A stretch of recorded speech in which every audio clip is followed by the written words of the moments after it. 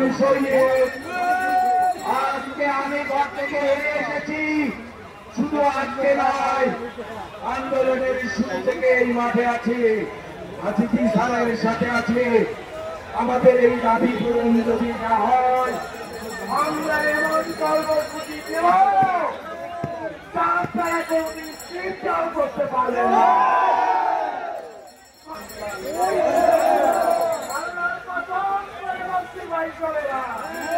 এই দাবি পূরণ না হইলে আমরা কেউ করে নিয়ে যাব।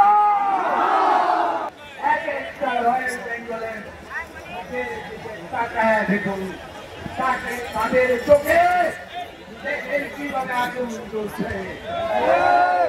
আমাদের কথা পরিষ্কার, যত দেরি করবেন তত বেশি বিপদে পড়বে।